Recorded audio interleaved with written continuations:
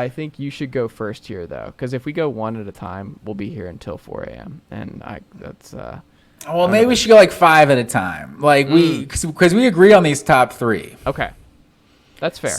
You can lead the charge here. A little disappointed. I wanted to be the hot take guy that had Kirby Smart number 1 ahead of Nick Saban, but you did as well, because I think right now Kirby Smart is the king of college football. Nick Saban, enough said. He's the GOAT.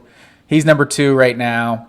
Well, Brian Kelly go ahead. The reason we should say about the thing about Kirby passing Saban, the difference between Tommy Rees and Mike Bobo, and the difference in figuring out, like, look, I think the recruiting's very similar. As much as, like, Georgia's on a roll, like, Bama did just have the number 1 class this past year. Like, Caleb Downs from Mill Creek is going to be a really good player for them at safety.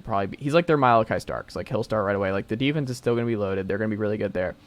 But, like, I think Kirby he's built what Saban built, but he also deserves the benefit of the doubt with his hirings. Like, he's learned, and like the offense is just as elite as the defense, and he's built a machine where, like, even the in-game stuff, where like the Ohio State game, he made a lot of big calls that were huge, ended up being huge in that game that put Georgia over the top. I think there's just a couple things. Like, I think the margins are very, very slim between Saban and Kirby at this point.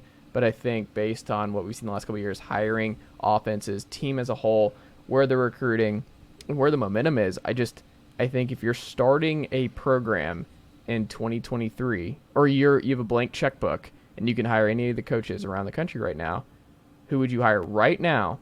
I think you have to say Kirby. Saban's number 2 and a clear number 2.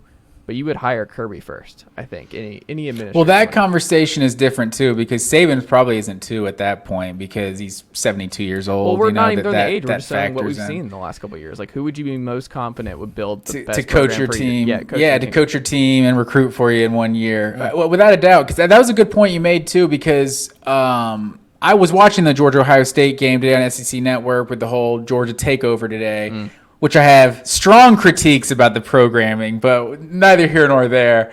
But because I think Kirby's smart, that is what people always said about him. He's a good coordinator, but not a good game coach. I was just thinking of some of the decisions that were made in that game, because you had obviously the timeout that prevented the fake punt is what everyone talks about, like a great call he made, but also like being 4th and goal when you're down 2 touchdowns in late, was it maybe early 4th quarter or late 3rd quarter?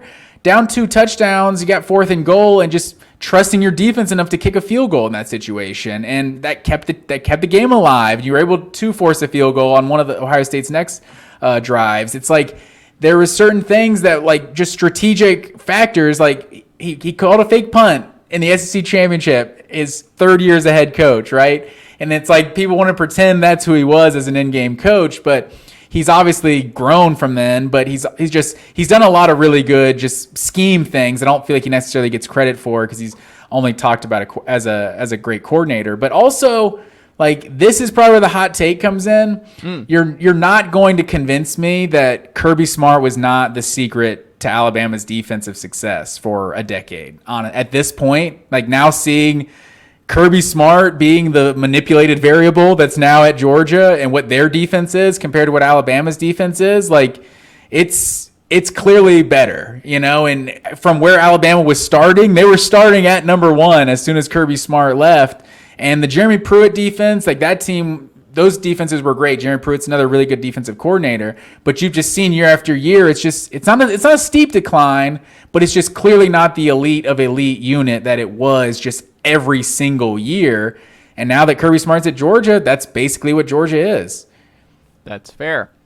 Matt Green, where we going? Keeping it going, we both had Brian Kelly at number 3. A little surprised to see you have him up there as well, but I think Brian Kelly is just such a proven coach now that he's only been 1 year at LSU, but he's won at multiple stops.